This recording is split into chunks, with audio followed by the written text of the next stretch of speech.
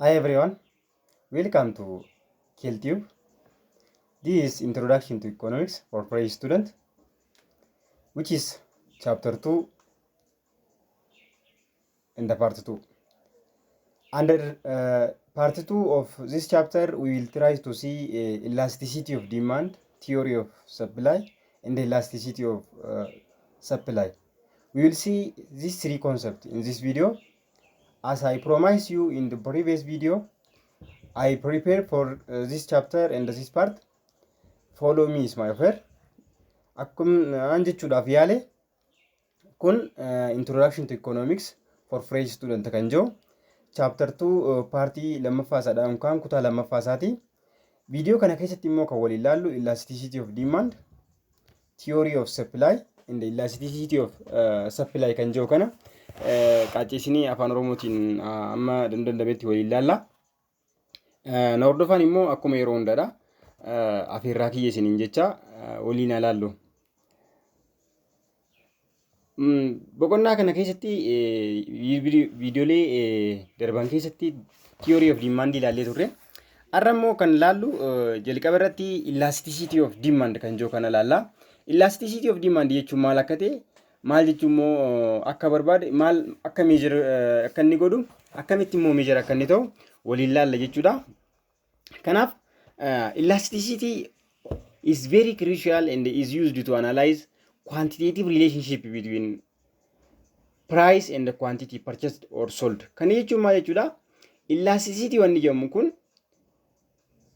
hariiroo bifa lakkoofsaatiin jechuudha. Quantitative relationship jechuudha. Eenyu jidduu gatii meeshaa tokkootii fi hamma wanti sun gurgurame yookaan hamma wanti sun bitame wajjin. Amma fakkeenyaaf gatii daabbootii fi hanga daabboo gurgurame jidduu jiru. Hariiroo gatii daabboo tokkootii fi gatii daabbootii fi hamma daabboon sun gurgurame hariiroo isaan jidduu jiru jechuudha. What is the relationship between the price of bread and the quantity sold or purchased of the bread? Kana jechuun maal jechuudha?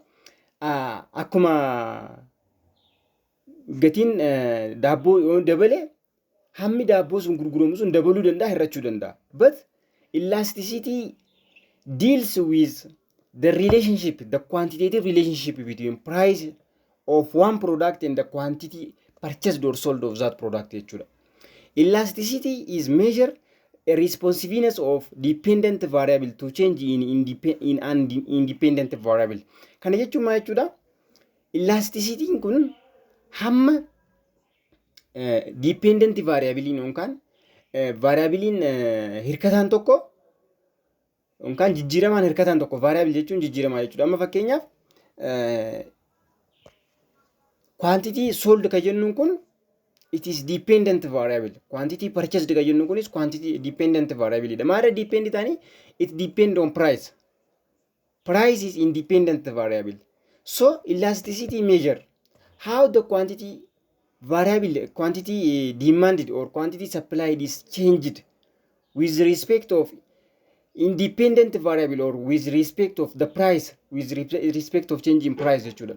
Hanga gatiin sin jijjiirameen hangam takka wanti gurguramu kun jijjiirama. Yoo gatiin tokko jijjiirame hangam takka wanti bitamu sun jijjiirama jee kan hariiroo price gatiitii fi hariiroo wanti jidduu qotu jechuudha. Hariiroo gati wanta hamma gurgurame sin jidduu qotu jechuudha. Maaltu jechuun elasticity jechuun. Elasticity of demand refers to degree of responsiveness of quantity demanded of a good to change in its price, change in income, or change in price of related good. Under demand of under elasticity of demand, there are three type of elasticity. The first one is price elasticity, income elasticity, and cross elasticity. Yemmudha bikka sadii gurguddoo sadii qoodaman jechuudha. Elasticity of demand ka jennuun kun. Always you should have bear in mind that price or elasticity of demand is categorized depend on three independent variable. The first independent variable is price elasticity or price. Therefore, price elasticity, income elasticity, and the cross elasticity. What by it mean? Let us see one by one. Price elasticity of demand. Price elasticity of demand means degree of responsiveness of change to change in price. Kana jechuun maal jechuudha? hariiroo yookaan price of elasticity of demand jechuun hanga wanti demand sun jijjiirame jechuudha. The change in quantity demanded due to change in price jechuudha. Sababii gatiin jijjiirameef hamma sababii gatiin tokko jijjiirameef hamma gatii wanti bitame sun wanti gurgurame sun jijjiirame jechuudha. Amma fakkeenyaaf yoo duraan gatiin isaadhaan lama ta'e if the price of one product is 2 birr, if the price of one product is 2 birr, we can say that the quantity demanded is 8, but due to the price is changed to 1 birr, the quantity demanded of that product may be increased to 9 or 10. If you want to check the degree of responsiveness, waan jijjiirame kana amma fakkeenyaaf gaafa gatiin meeshaa tokko birrii 2 ta'u hammi gurgurame yookaan hammi demand ta'e sun 8 ture jennu. Gaafa pricing kun tokkotti gabbu immoo if there is direct relationship between that two variables, hariiroo sirriin jijjiirama lamaan kana jidduu yoo jiraate maal godhaa? Hariiroo direct relationship jechuun tokko dabale tokkos akka dabalu taate jechuudha. Maaliif dabala? Akka pricing keenya tokkotti gad bu'een inverse relationship yoo jiraate jechuudha. Yoo pricing kun tokko gad bu'e gatii wanti demand ta'u sun immoo hammi demand ta'u sun meeqa dabala? Gara 9tti yookaan 10 dabala jechuudha. Jijjiirama jidduu jiru kana waan barbaadu jechuudha. Price elasticity jechuun elasticity of demand that take as an independent variable is price jechuudha. Gaafa price kana akka independent variability fudhate jechuudha. Independent variability jechuun maal jechuudha? Quantity demanded jechuudha. It indicates how consumer reacts to change in price. Akkamitti warri fayyadamtoonni jijjiiramuu gatii sanirra dhaabbatanii akkamitti waan duraan consume godhaa duran san akkamitti adjust godhan jechuudha. Waan inni qootu price elasticity jechuun. The greater the reaction, the greater will be the elasticity. Hawaasni bal'aan consume godhu fayyadamtoonni meeshaa sanii haala yoo gatiirra dhaabbatanii gatiirratti kan deeman ta'e gaafa gatiin tokko jijjiiramu isaanis waan fayyadaman san haalaan kan jijjiiran yoo ta'e there is greater elasticity jechuu dandeenya. The lesser is the reaction and the smaller will be the elasticity jechuudha. Gaafa isaan immoo waan xiqqoo jechuun jijjiiramuu gatii kanaaf waa resensiin kanneen elasticity xiqqaadha jechuudha.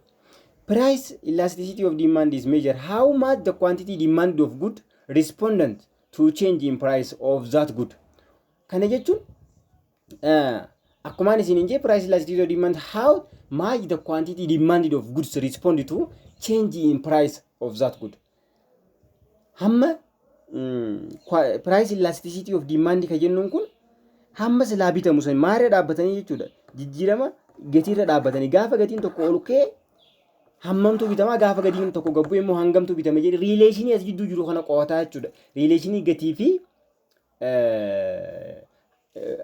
quantity demanded jidduu jiru kana qo'ataa jechuudha. Eenyu price elasticity of demand ka jenneen jechuudha. Computed as a percentage change in demanded divided by percentage change in price. Kana jechuun maal jechuudha? Akkamitti qonni daleenii yoo jenne price elasticity of demand means the percentage change in demanded quantity over the percentage change in price jennee shaleena jechuudha. Akkamitti akka shaleenu fuuldura keenya ni jira. There are different types of price elasticity of demand. Demand for commodity like clothes and fruit change when there is even a small change in their price. Amma demanding akka uffata wantoota akka firiiwuti jechuun akka dabalatatti ilaalu wantoonni akka dabalata ilaalamu kun gaafa xiqqishoo gatiin isaanii jijjiirame hammi isaan silaa consume ta'an sunillee ni jijjiiramanii jechuudha. Garuu whereas demand for commodity which basic necessity of life like salt, food grains, etc. may not change even price change. Gaafa gatiin jijjiirames waan jireenya dhala namaatiif bu'uura jireenya dhala namaa warri jedhaman kun wantoonni akka soogiddaa, wantoonni akka midhaan nyaataa gatiin isaanii yoo jijjiirames hin jijjiiraman jechuudha. Maaliif consumer have no choice other than consume it with going on price jechuudha. Gatii deemu jiru kana wajjin malee consume godhuu malee carraa biraan qabu. Maaliif it is basic necessity of life jechuudha. Basic necessity of life waan ta'an saaltii amma namni ittoo keessa hin jiraanne hanga fedhe gatiin isaa qaala'us hawaasni numa bita jechuudha. There is no change between price of necessity of product and quantity demand of necessity good jechuudha. Kanaafuu isaan kana laaluudhaaf gabaabsine there are 5 types of price elasticity of demand. The first one is perfectly inelastic. Perfectly inelastic means change in price does not affect demand at all jechuudha. Perfectly inelastic jechuun gatii jijjiiramuun gatiidhaa tokko waan duraan demand taa ture san irratti akka dhiibbaan qabu jechuudha. Most of time basic necessity of life is perfectly inelastic. Yeroo baay'ee jechuudha. Yeroo hundan jenne asitti akka qabaatan most of time yeroo baay'ee price elasticity of basic necessity of life is perfectly inelastic, which means the change of price of salt may not affect the quantity demanded of salt that consumer may purchase jechuudha. Kana jechuun maal jechuudha? Gatiin hanga fedhe qaala'us soogiddi yookaan ashaboon bitamuun hin hafu jechuudha. Maaliif basic necessity of life waan ta'eef jecha. The next one is if price elasticity of demand is less than unit elasticity, change in demand is less than percentage change in price jechuudha. Hangi silaa gatii demandiin silaa jijjiiramu sun irra caalaa maaltu jijjiirame? Pricing jijjiirame. Pricing kun garuu hawaa xiqqoo qofa quantity silaa demand tosan affect godhe jechuudha. The percentage change in demand is less than percentage change in price jechuudha. When we say less unit elastic or inelastic jaman yeroo baay'ee isaan kun immoo yeroo hunda basic necessity of life warri jennuun warri ka gartee food grain fi saltii jenne sun inelastic ida jechuudha. Because the price of change in that product does not affect the demand at all jechuudha. Kana maal jechuudha? Demand maal hin godhu affect hin godhu jechuudha.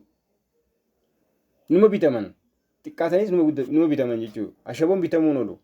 Kanaafu the price change in basic necessity of life does not affect the demand of that product jechuudha. Kanaafu less elastic waan inni ta'eef sababa saniif jechuudha. The another one is elasticity. When elasticity of demand is equals to 1 unit elastic or unitary elasticity jama isaan kun jechuudha. Percentage change in demand is equal to percentage change in price jechuudha isaan kun. Gatiin jijjiiramus eenyu wajjin wal qixa? Demand wajjin wal qixa jechuudha. Isaan kun unit elastic jaman. The next one is more than unit elastic. Elastic warra jennuun jira jechuudha. Elastic jennuun tokko ol gaafatan jechuudha. Shaleeyidee fiddee tokko ol gaafa siitaan yooni fedhi waan ta'e argatte sun absolute value isaaniidha tokko ol ta'e maal goota? Change in demand is more than change in price jettan. Kanaafu change in demand is more than change in price. Jijjiiramuun gatii san baay'ee demand san affect godhe. Kanaafu tokko ol ta'anii jechuudha. Isaan kana jechuun maal jechuudha? Elastic jaman jechuudha. Elastic. The fifth and the last is perfectly elastic. Perfectly elastic jechuun osoo gatiin tokko hin jijjiiramin wanti silaa consumed wanti silaa demanded to sun akkanuma jijjiiramu jechuudha. Let us see with graph. Kana jechuun different demand curve showing different types of price elasticity. Inni kun jechuun gatiin dhaabbataadha bikkuma kana jira jechuudha. Ka gatiin dhaabbataati wanti demanded to kun ni jijjiirama jechuudha. Isa kana jechuudha. Isa olii kana. Elasticity of demand is equal to infinitive positive kaje isaan kana jechuudha. Isaan kun maal jechuudha? Dhaabbataadha jechuudha. Isaan kun ni jijjiiraman. Quantity demanded waan tokko ni jijjiirama. Garuu price maalidha? Dhaabbataadha jechuudha. The great effect of price jira jechuudha. Great effect of price jira. On what? On quantity demanded jechuudha. With constant price there is great change in demand jechuudha. Most of time luxury product luxury good warri jennuun isaan kanneen jechuudha. Asitti immoo maal agarsiisa? If elasticity of demand is greater than 1. If elasticity of demand is greater than 1 gaafa jennuun kun immoo elasticity of demand is greater than 1 gaafa jennuun kun immoo isaan elasticidha jechuudha. Elastic asitti perfectly elasticidha. Kun immoo elasticidha. Greater than 1 gaa waan jenneef jechuudha. Elasticidha. Isaan kun gatiin wanti jijjiiraman pricing jijjiirame sun demandin jijjiirame sun priceidha oli jechuudha. Jijjiira yookaan changing demand keessa dhufe sun change priceiti oli jechuudha. Demand is more change than change in price jechuudha. Asitti elastic jennuun when elasticity of demand is greater than 1 gaafa jennu jechuudha. Inni itti aanu immoo if elasticity of demand is equals to 1 gaafa jenne the percentage change in price is equal with percentage change in demand jechuudha. Inni kun maal jedhama? Unit elastic jedhama. Perfectly elastic unit or unitary elastic. The for this inelastic if elasticity of demand is less than 1 or but greater than 0 jechuudha. Less than 1 idha garuu greater than 0 waan ta'aniif tokko gadi 0 dha oli. Isaan kun maal jedhaman? Inelastic jedhaman jechuudha. Inni kun immoo gaafa elasticity of demanding keenya 0 dhufe it is known as perfectly inelastic jedhamu jechuudha. Perfectly inelastic, unitary elastic, elastic, perfectly elastic. Laal tokko gad warri jiran inelasticidha. Tokko ol warri jiran immoo elasticidha jechuudha. Elasticity isaaniidha ni jiranii jechuudha. Kanaafuu isaan shanan kanaa jira jechuudha. Price elasticity of demand can be measured into two different ways. Those are point and arc elasticity jedhamuudhaan bikka lamaan kan ilaalamanii qoodamanii jechuudha. Point elasticity of demand kan jennu this calculated to find elasticity of given point. Pointiin nu kenname tokko irratti elasticity gaafa barbaannuti at a given point jechuudha. At a given point. The price elasticity of demand can be determined by the following formula. Elasticity of demand price elasticity of demand is equals to percentage change in quantity demanded over percentage change in price. Then percentage change in quantity demanded over percentage change in price jechuudha. But percentage change in quantity demanded is equals to Q1 minus Q2 godhuu dandeessan asitti Q0 kan jiru kana percentage change in quantity demanded is equals to Q1 minus Q0 over Q0 times 100. This is to change percentage change in quantity demanded jechuudha. But the next one is percentage change in price is equals to price 1 minus P naught or price naught over P naught times 100. Then let us divide both this formula with each other. As it price elasticity of demand is equals to Q1 minus Q0 times 100 over Q0 over the whole over P1 or price 1 minus P0 over P0 times 100. Let us cancel 100 by 100. And then we left with what? Q1 minus Q0 over Q0 the whole over P1 minus P0 over P0. Let us inverse it when we calculate this. Isa kana gaafa baay'isnu akkam goona ni baay'isna jechuudha. Kana fuggisoo isaatiin baay'isna jechuudha. Maaliif fuggisoon isaadha maaliif? Isa kana ol garagalchina. P0tiin tun gubbaa taateeti P1 minus P0 kan jennu kun immoo jala gad deebite jechuudha. Isa kana gaafa fuunee asiin baay'isna. Gaafa san maal ta'a? Q1 minus Q0 over P1 minus P0 times P0 over Q naught is equals to percentage change in Q over change in P times P naught over Q naught. This is the formula of point price elasticity of demand. Yeroo kanne practical example isaaniidha waliin laalla. The next one is arc elasticity of demand. Arc elasticity. The main drawback of point elasticity method is that it is applicable only when we have information about even slight change in price and quantity demand of token. Point irratti jechuudha. Drawback in point elasticity tokko gaafa barbaannu point irratti garuu point lama jidduu nu kennamuu danda'a jechuun jijjiirama gatii lamaan jidduutti yookaan gatii point lama jidduu nu kennamuu danda'a. In order to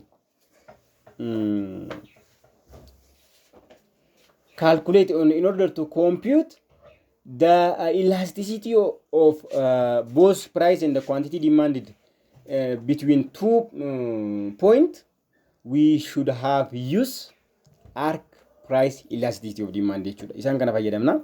Mee formula qaban isaanis akkuma isa duraasan arc price elasticity of demand is equals to percentage change in price over percentage change in percentage change of quantity demanded over percentage change in price jechuudha. Kanaaf percentage change in quantity demanded kan jennu kun immoo Q2 minus Q1 over Q1 plus Q2 over the whole over 2. This is when we use 2 point between 2 point jechuudha. Achitti point irratti gaafa shalee gulee point fayyadamna. Garuu between 2 point gaafa fayyadamnu gaafa shalee nu maal fayyadamna? Arc fayyadamna jechuudha. Arc kana immoo maaliin beesisna over 2 kana jira jechuudha bika kanatti. Kanaafu percentage change in price the same with that P2 minus P1 over P1 plus P2 over dol over 2 jechuudha. Isaan kana gaafa finne walirra akka keenya immoo wal gubbaa keenya akkam ta'a Q2 minus Q1 over Q1 plus Q2 dol over 2 times 100. The whole over P2 minus P1 over P1 plus P2 over 2. Let us cancel 2 by 2. Then 100 cancel by 100. We left with only Q2 minus Q1 over Q1 plus Q2. The whole over P2 minus P1 over P1 plus P2. Fuggisoo isaa kanaan baay'isnee jechuudha. Isa kana wal jala garagalchineeti funee baay'isnaan jechuudha akkuma karee buusan. Kanaafuu asitti maal ta'a kun inni kun gubbatti darbaa inni kun immoo jala deebi'aa jechuudha. Kanaafuu isa kana ta'a. Inni kun Q2 minus Q1 over Q1 plus Q2 times fuggisoo isa kana P1 plus P2 over P2 minus P1. By rearranging this, we get what? It becomes price elasticity, arc price elasticity of demand is equals to Q1 minus Q2 minus Q1 over P1 P2 minus P1 times P1 plus P2 over Q1 plus Q2. Shortly, you can say that change in Q over change in P times P1 plus P2 over Q1 plus Q2 jechuudha dandeessanii jechuudha. This is formula of arc price elasticity of demand jechuudha. Practical example isaaniidha yeroo itti aanu qabannee brief gateen feature galee isinii agarsiisuudhaaf waadaa isinii nan gala yeroo yoo argame jechuudha. The another concept in this video is determinant of price elasticity of demand. Determinantii qaban jechuudha akkuma jalqaba ilaalaa turre. The following factors make price elasticity of demand elastic or inelastic other than changes in price of product jechuudha. Isaan kun price malee other than price irratti caalaa bira darbaniin warra effective elasticity price elasticity of demand irra qaban jechuudha. Availability of substitute. The more substitute available for a product, the more elastic will be the price elasticity of demand. Kana jechuun maal jechuudha? The more substitute yoo meeshaan substitute ta'uu danda'u tokko baay'inaan jiraate wanti sun baay'ee elastikidha jechuudha. Maaliif namni yoonii fi meeshaa substitute gudiin tokko jiraate gara si deema jechuudha. Dhiisa kana dhiisa jechuudha. More availability of substitute good jechuun meeshaa waan san bakka sii bu'u yoo jiraate the more elastic it is. If there is great amount of substitute good, there is great amount of elasticity jechuudha.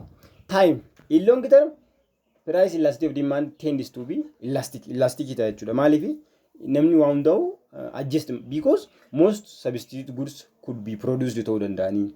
People tend to adjust their consumption pattern godhuu danda'ani. Kanaafu gabaabumatti long term keessatti in long term there is price elasticity jira jechuudha. The third determinant of price elasticity of demand is proportion of income consumer spend on for product. Hamma fayyadamtoonni meeshaa irratti spend godhan san jechuudha. Hangamma fayyadamtoonni meeshaa irratti spend qabeenya isaaniidha spend godhan san walidha jechuudha. The smaller proportion of income spent for good. Hammi xiqqoon takka yoo wanti irratti spend taate hammi xiqqoon little amount of income. If there is little amount of income is spent on the goods, there is less price elasticity will be. Elasticity xiqqaa jira jechuudha. Qabeenyi xiqqaan achirra baawwatee wanti xiqqoodhaan bitamuu danda'a yoo ta'e maal ta'uu danda'a?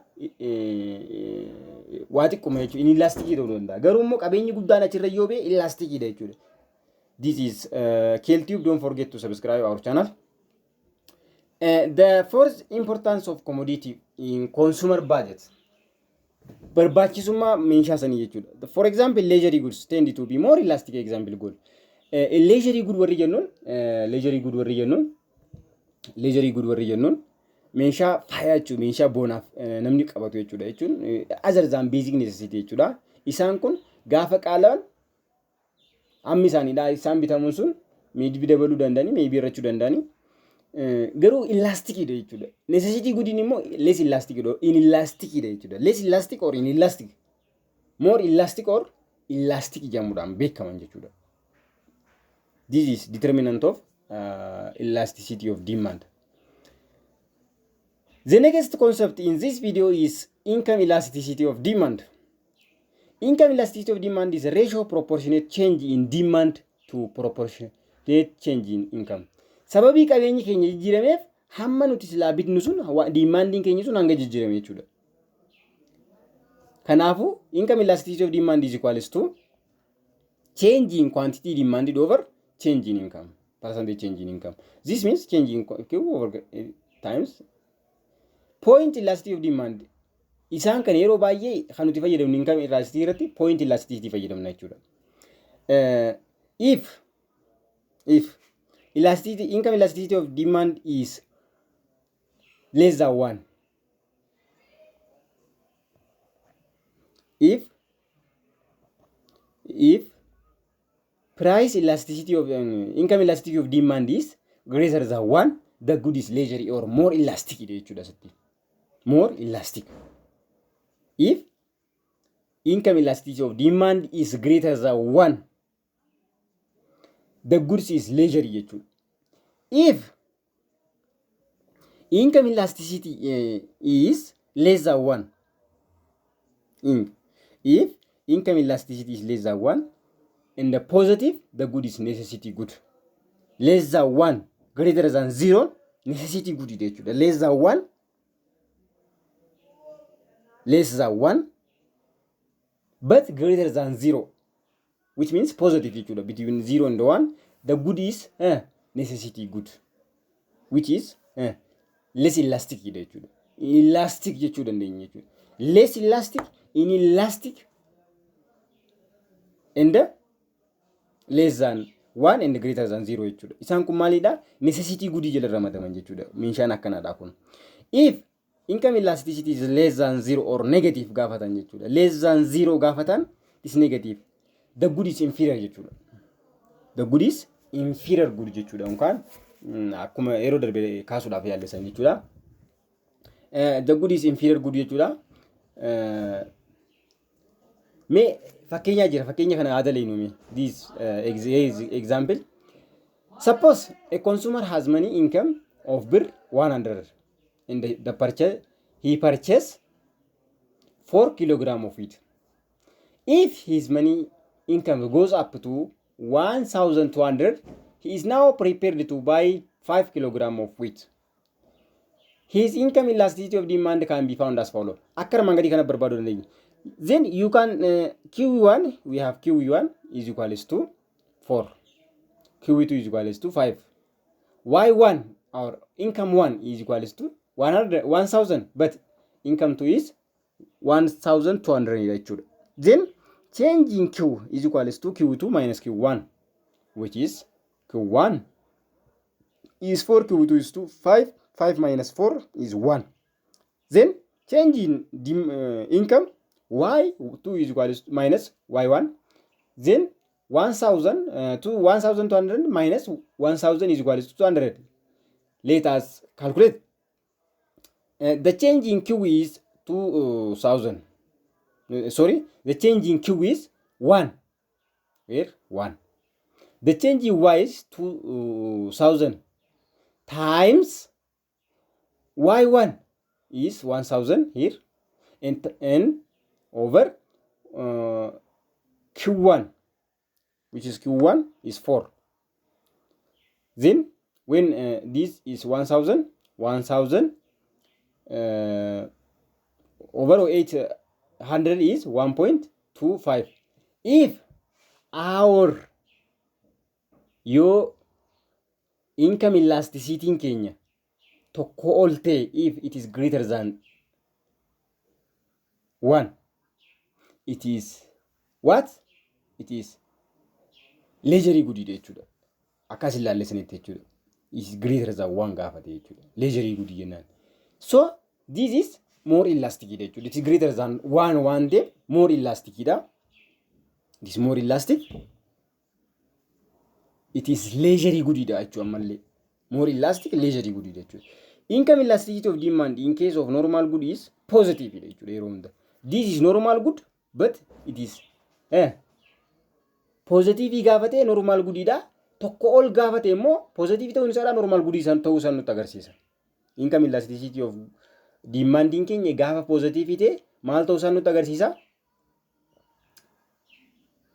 Normal good ta'uu isaan nutti agarsiisa. Garuu tokko ol gaafate positive ummaan isaa sun tokko ol gaafate leisure good jechuu dandeenya jechuudha. Boleen kee kana hubattan abdiin qaba. But in the case of inferior goods it is negative. Yeroo hunda negative keessa gale inferior good gaafate without any prerequisite yookaan precondition tokko malee zero keessa gala jechuudha. Arc elasticity of demand can be calculated by using similar formula for arc price of elasticity of demand jechuudha. Inni kunis akkuma isa sanitti Q1 minus Q2, Q2 minus Q1, I2 minus I1 plus I1 plus I1, Q1 plus Q2. Isaan kana akkasitti hubattanii I1 jechuun initial income da, I2 jechuun immoo new income that akkuma karee fulaallesan jechuudha. Initial income keenya immoo initial quantity demand keenya Q1 ibsama. Q2 keenya immoo new quantity. Suppose amma fakkeenya jira sittis. Fakkeenya jira. Suppose a consumer started consuming 12 kilogram of butter when his income increased to 2,000, which he used to consume only 8 when his income was 1,600. A consumer income elasticity of demand can be amma fakkeenyaaf asitti waan isin hubachuu qabdan kiloogiraama 12 consume godhu eegale gaafa maaltu maal ta'e qabeenyi isaadhaa gara qarshii 2,000 guddate jechuudha.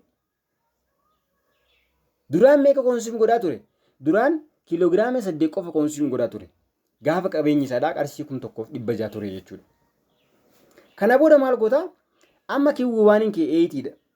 himarraa jechuudha amma gaalaal dura kan namuu fi duuba kan namuu sadhaa osoo hin taa'in wanti isin hubachuu qabdan suppose jaasitti laa suppose consumer start consuming 12 kilogram of butter which is income is increased to 2000 gaafa qabeenyi isaadhaa gara 2000 ol guddatu maal godhuu eegalaniinis quantity demand gara 2000 kilogram 12 ol guddisuu eegalee jechuudha dhaa isaadhaa consume godhu kana garuu duraan which he used to consume only 8 kilogram when his income was 1600 birr.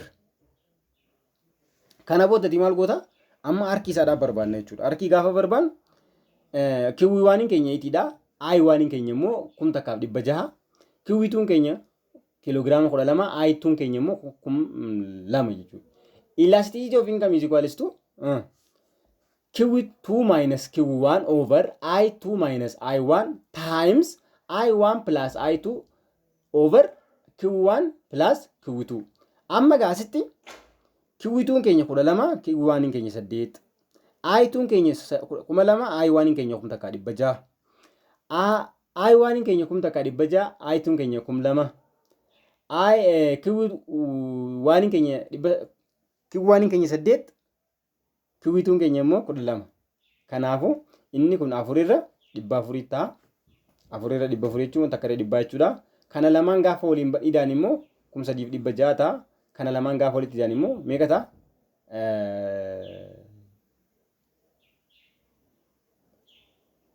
20 taati jechuudha. Kanaafuu isaan kana gaafa shalayinu gaafa kaalkuleetara fayyadamtanii takka qalama iskiriptoodhaanis ta'u yoo hojjettan 1.8 isinii dhufa jechuudha. 1.8 isinii dhufe. 1.8 means positive. So it is normal good. Positive, so normal good. We depending on income.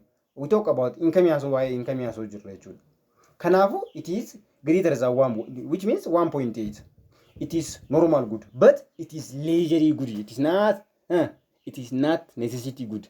It is leisurely good because it is positive as well as it is what greater than 1 greater than 1 more elastic one time jechuudha.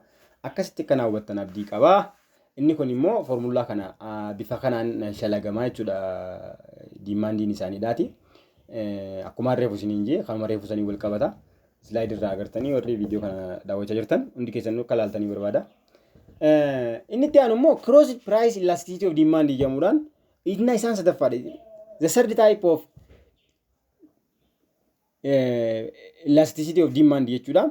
Responsiveness in demand for commodity to change the price of related goods is called cross elasticity. Sababii meeshaa wal fakkaatanii jechuudha. Egaa afaan Oromootti egaa related good gizee wanti jedhamu kun directly wanti akkasitti hiikamee wanti meeshaa wal fakkaatan jaa fudhadha. Bunaa fi shaayii, konkolaataa fi beenzina, sukkaraa fi shaayii akka jenne san jechuudha. Viidiyoo darbe keessatti akka waliin ilaaluudhaaf turre san viidiyoo duraa warri daawwatan viidiyoo duraa daawwadhaa isiniin jaa. Measure how much the demand for product is affected by change in price of another good jechuudha. Hangam takka quantity demanding shayida jijjirama sababii gatiin bunaa jijjirame jecha yookaan hangam takka quantity demanding yookaan demanding makiinaa tokko yookaan konkolaataadha maal ta'a jijjirama sababii maaltu jijjirameef sababii gatiin petrooliidha jijjirameef yookaan hangam takka quantity demanding yookaan demanding petrooliidha jijjirama sababii maal jijjirameef sababii wanti jijjirameef jecha sababii gatiin makiinaa jijjirameef jechuudha. We depending on the price of car, we judge the demand of petrol, or we judge the demand of tea. We depending on the price of coffee. Akkasitti kana hubattanii barbaada. The cross price elasticity of demand for substitute good is always positive, no? Always positive. Mal to cross elasticity of demand for substitute good. Meeshaa bakka wal buuf amantan jechuudha. Substitute good jechuun maal jechuudha. Viidiyoo darbe daawwadhaa warri viidiyoo darbe hin daawwatin. Maal jechuudha? Price elasticity of demanding keenya kun cross price elasticity of demand substitute guddaa bunaa fi shaayiidhaa jechuudha. Maalidhaa? Positive. Cross price elasticity of demand for complementary goods is negative no. Negative dha jechuudha. Cross price elasticity of demand for unrelated goods is zero. Zero dha jechuudha. Garuu akkamitti immoo cross price elasticity kana akkamitti shaleena? Kana shalaguu gaafa barbaanne the percentage change in quantity demanded of X or T jechuu dandeessan bika kanatti over the percentage change in price of Y or coffee jechuu dandeessan. This we take the price of coffee but we take the quantity demand of what? T jechuudha. Or the price of T then the quantity demand of what? Coffee fudhatanii jechuudha. Then is equals to quantity demand X minus X1 minus X0 over PY1 minus price of Y0 times price of Y0 over quantity of Q0 jechuudha. There is practical example we will see in another video. Cawaadhaan isiniif gala isin qaceellotti share walii gooftanii subscribe gootanii yoo nu jajjabeessitan bifa practical exampleetiin miidii qorumsa faayinaala adda adda irratti illee kitaabola adda adda irraa search godhee isiniif dhiyeessuudhaaf waadaan isiniif gala. Isinumti wal jajjabeessaa nus jajjabeessaa wal biraan gaa viidiyoo baay'ee yoo fi nama hedduu bira qabu taate wantoota hedduu wantoonni isin gargaara jennee yaadu jiru hedduu jira waan ta'eef yaa'u al tokko isin irraa fagaachuun nu mudata.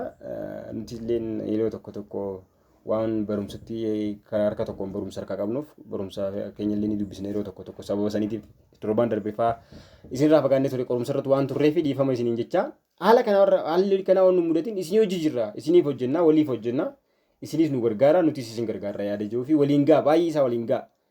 Kanaafuu inni itti aanu konseptiin biraadhaa theory of supply ka jiru.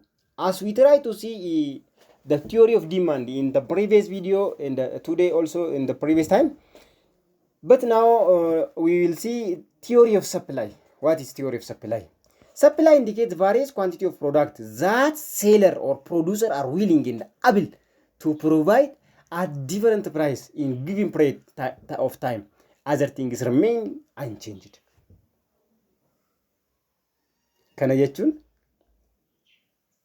supply in Kenya wanti inni agarsiisu various quantity of products that seller or producer are willing and able to provide at different price in given period of time.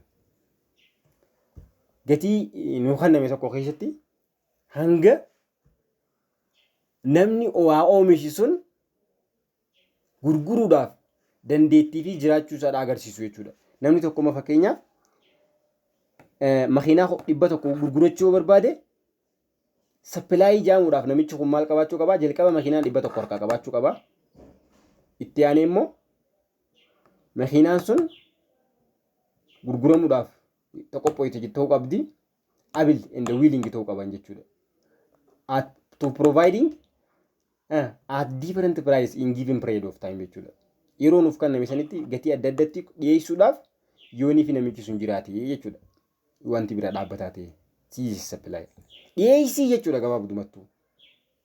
Dhiyeessii jechuudha waan harkaan qabne tokko waan dhiyeessuudhaaf hin dandeenye tokko hin dhiyeessitu waan ta'eef ability and willingness kun waan isaan agarsiisan maalidha? Dhiyeessiin sun waan jiru tokko dhiyeesse waan harkaa qabdu waan dhiyeessuu barbaadu waan harkaa qabdu tokko dhiyeessite jechuudha. There is law of supply. Law of supply states that ceteris paribus or other thing is being constant jechuudha. Ceteris paribus jechuun other thing is being constant jechuudha. As price of product increase, quantity supplied of the product increase. As the price decrease, quantity supplied decrease. Hamma gatii wanta tokko yoo dabale wanti dhiyeeffamu sunis ni dabala.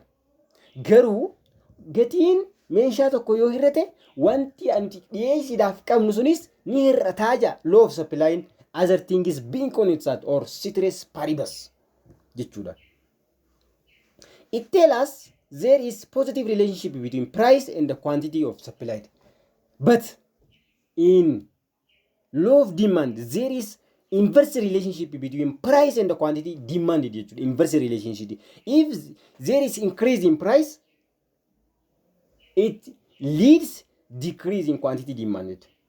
But in law of supply, if there is increase in price of commodity or price of goods, there is also increase in quantity supplied jechuudha. Akkasitti qobatanii barbaada. Which means positive relationship between price and the quantity supplied of a product that we want to produce jechuudha. Isaan kan akkasitti hubattanii we can show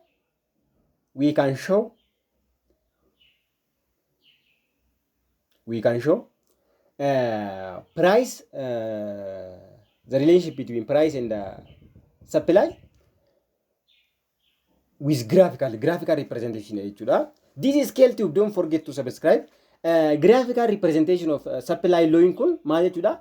Asitti imantana gaafa supply dabale maaltu dabala? Quantity gaafa price dabale supply keenyas ni dabala jechuudha. Graphical representation. Kan demand ammoo kamidha? Akkana jetti barreeffama jechuudha. Akkanatti gadoo kanatti barreeffama. Kun immoo asiin olotti ol sararama jechuudha. Akkanatti direct relationship isaa agarsiisa jechuudha. Dabalaa deemuu isaa agarsiisa jechuudha asiin akkana.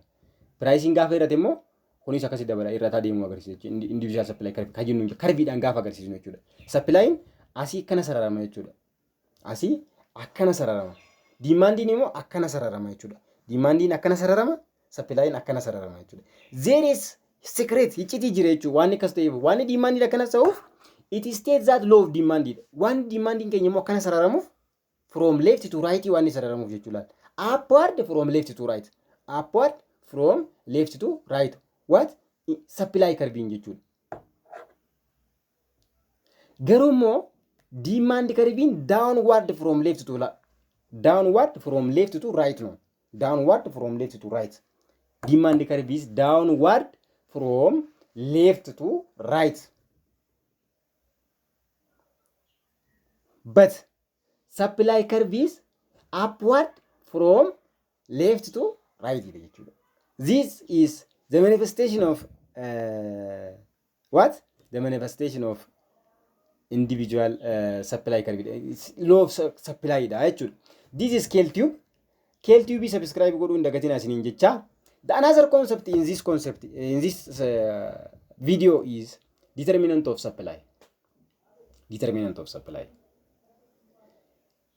Apart from change in price, which causes change in quantity demanded, the supply of product is determined by price of input, technology, price of related goods, seller expectation of price of product, tax and the subsidy, number of sellers in the market, whether isaan kana jechuudha. Wanti supply keenya affect godhan price of input jechuun meeshaa dheedhii gatii meeshaa dheedhii nuti qabnu sun harka qabnu sun affect godha jechuudha. Technology illee akkasuma mee tokko tokkoon ilaallu. Effect change in input of price on supply of product. An increase in price of input such as labor, raw materials, capital is causes decrease in supply of product, which represented by leftward shift of supply curve. Kana jechuun maal jechuudha? Gaafa price of inputing keenya dabale, price inputing keenya gaafa dabale, supply keenya maal ta'a? Construct ta'a asii gad deebi'e jechuudha. Ni irrata jechuudha. Innis ture kun asitti deebi'aa jechuudha. If duuba deebi'aa asitti jechuudha. Naannoo kanatti as deebi'ee bakka karsariin irra deemaa jirtu kana shift ta'a jechuudha. It is shift ta'a jechuudha gaba wattu bakka gara kanatti ol asitti as deebi'ee jechuudha. Gaafa maaltu maal ta'e? Pricing keenya, price of inputing keenya gaafa dabale wanti nuti dheedhi sun xiqqaataa dhufa jechuudha. Amma fakkeenyaaf yoo gatiin daqiiqaadhaa qaceello dabale, daqiiqaa jechuun daakuu daabboo irraa qopheessan jechuudha. Isiin sun yoonii fi gartee gatiin daakuu sanii, gatiin duqeetii sanii jechuudha. Daakuu gisee hin jiru loqoo dasii kanatti yeroo tokko namni nan hubatu. Daakuu ka jennu kun ka daqiiqaan ka jedhamu kun ka daabboon irraa tolfamu kun yoo dabale dhiyeessiin namni daabboo oomishu qabu daabboodhaaf qabu sun jechuudha. Dhiyeessiin daabboo maal ta'a? Ni irrata jechuudha. This is manifestation of law of supply. Kanaafuu akkasitti hubattanii. The next is if the price of input is decreased. If the price of input is decreased, if the price of input, the supply will be increased actually if outwardly taati jechuudha. If the next determinant of determinant of supply is technology. Technological advance enables film to produce and supply more in the market. Yooni fi meeshaan tokko advancement jijjiiramni technology dha jiraate maal godhaa namni iddoo deebisee jechuudha.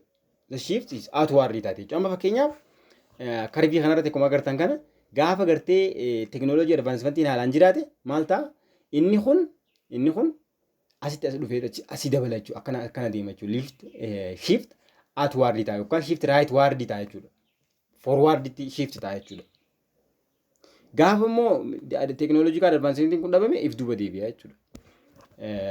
Supplying keenya. Effect change in weather condition. Especially amma fakkeenyaaf xaafii dhiyeessiin xaafiidha yookaan dabaluu danda'a yookaan hir'atu danda'a. Weather conditioning gaarii yoo ta'e dhiyeessiin maalidha? Dhiyeessiin xaafii magaalaa irratti jiru haalaan bareedaadha. Kanaafuu it leads shift forward for supply curve jechuudha. Gaafa immoo weatheriin jiru sun badaa ta'e shift backward ta'a jechuudha supply curve keenya. This is Scale Tube. Don't forget to subscribe my channel and share to your brothers and sisters. The next concept in this video is also price elasticity of supply. Price elasticity of supply. It is the degree of responsiveness of supply to change in price. Hanga garte pricing meeshaa tokko dabaleef jecha namoonni hangam takka waan saniif response kannanii jijjiirama gatii saniitiif hangam takka response kannanii dhiyeessii isaanii kana jijjiiranii yaada jechuudha. Price elasticity of supply jechuudha. It is just the same with the case of demand jechuudha. It may be defined as a percentage change in quantity supplied divided by percentage change in price. As a case with price elasticity of demand, we can measure price elasticity of supply using point and arc elasticity method. However, simple and the most commonly used method is point method. Point method. Isa kanaatu pointiitu qajeelatti commonly fayyadamna jechuudha supply keessatti. Yaa isiniif gala jeetii yaada waan xiqqoo tokko irraanii fayyadamtan jee waan yaadeefi kanaafuu price elasticity of supply jechuun sababa gatiin meeshaa tokko jijjiirame hangam takka hiccitii biraa tokko hin qabu waan fageessanii if dhiphistanii hin qabu jechuudha. Elasticity jechuun degree namni silaatti response godhu san jechuudha. Degree namni price response godhu due to change waan namni barbaadamu maali? Response isaan sababa price response godhan sun hangam takka yaada jechuudha. There is no another secret in this about elasticity. Point price elasticity of supply can be calculated as ratio proportionate change in quantity supplied of commodity to given proportionate change in its price. Like the formula of measuring price elasticity of supply is change in quantity supplied, percentage change in quantity supplied or over percentage change in price. Akkuma gartee ka demand keessa ilaalessanis. Kanaafuu practical example isaadhaa qabannee yeroo gabaabaa keessatti walitti deebina viidiyoo biraatiin briefly bifakateen black whiteboard irratti isin qabadhee isiniif hin dhiyaadha. Ammasittuu isin share subscribe godhuudhaan channel kana babal'isaadhaa nama biraan gaa obboleeyyan keessan warri irraan fayyadamanis akka irraa fayyadamaniif gargaaraa isiniin jecha. Mee types of supply elasticity of supply kun akkam akka ta'e ilaalame. The supply is elastic. Elastic means it is greater than one. It's greater than one. It's greater than one. One is elastic in kun when small change in price leads to great change in supply. Xiqqisho gatiin xiqqoon takka waan jijjiiramteef namoonni baay'een yookaan dhiyeessiin baay'ee yoo magaalaa keessa dhufu taate it is known as elastic or which is greater than one jechuudha. Elastic jedha greater than one. Our supply is inelastic or less elastic when great change in price induce only slight change in supply. Sababa hagatiin guddaan jijjiirame baay'inaan jijjiirame garuu waan xiqqoo qofaatu jijjiirame jechuudha. Maybe dabaluu danda'a hir'atus danda'a. Jijjiirama waan jiru kana dabaluuttis hir'achuuttis fudhachuu dandeessanii jechuudha. Kanaafuu gatiin qaceella yoo dabale namoonni garuu magaalaa keessatti sababa gatiin qaceelloo dabale kanaaf uuma xiqqoo uuma beekamu tokkoon ka dabalan taate that is known as elastic. Inelastic or less elastic jedhamutis. Less than 1 greater than 0 jechuudha. If supply is perfectly inelastic, it will be represented by vertical line dhaan bakka bu'a jechuudha. Vertical line dhaan bakka bu'a ilaalla. If supply is perfectly elastic, it will be represented by horizontal line. Perfectly elastic jechuun with constant price, there is great change in quantity demanded jechuudha. Perfectly elastic jechuun gaafa shaleeydee dhufte dhumarratti infinity fida. Lakkoofsi hin dandamne undefined harkatta jechuudha. 0 jechuun lakkoofsitee over 0 harkatta jechuudha.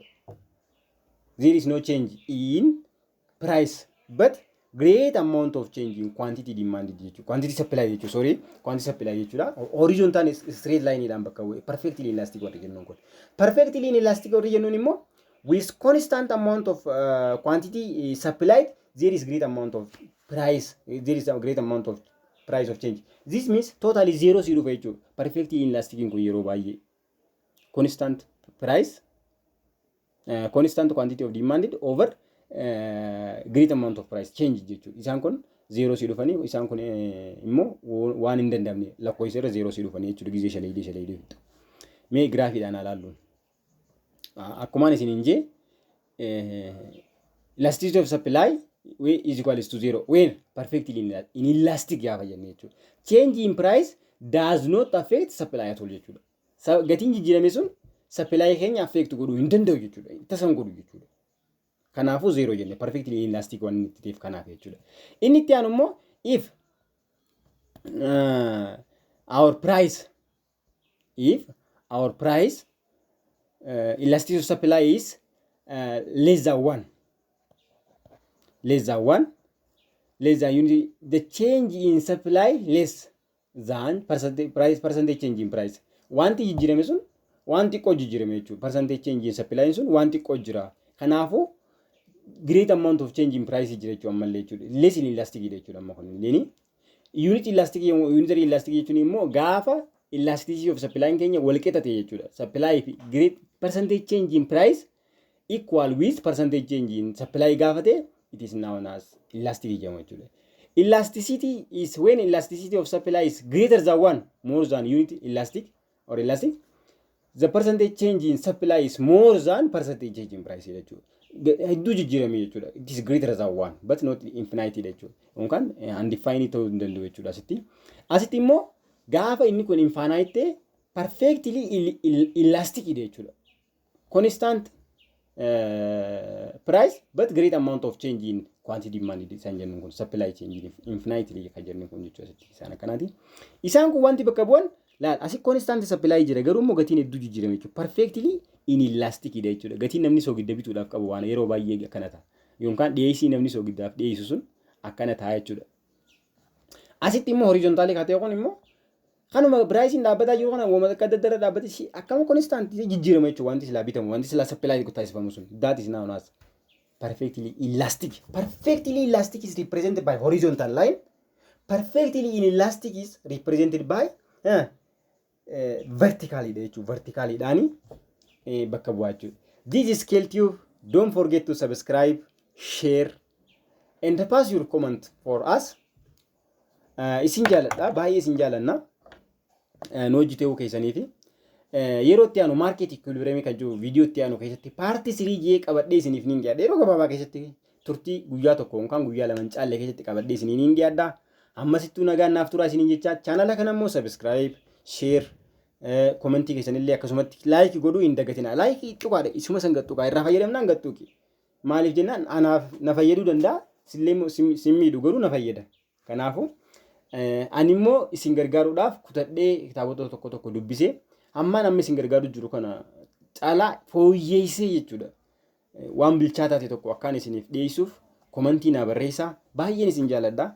Ijoolleen baay'een komentii naa barreessaa jirtan. Baay'ee natti toltan obboleen kee hedduun isin jaaladha. Hunduma keessanuu afaan keessaniin akka barbaadanitti baradhaa waan isinii dhiyeessuu qabdu immoo nama akkanaa nu dhiyeessuu yoo jettanillee namni sun akka isiniif dhiyeessu isin gargaaree nama sanii wajjin wal jitaanii walii gallee akka isiniif dhiyeessuuf waadaan isiniif gala.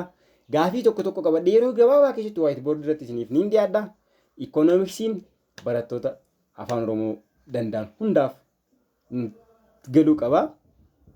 Hunduma keessaniif akka qaceellatti hubattanii qaceellatti qabxiis wantoota baruu qabdanis akka irraa baratanii hin barbaada. Waan dhaggeeffattaniif baay'ee galatooma isiniin jaalladha. This is Scale Tube. Bye bye.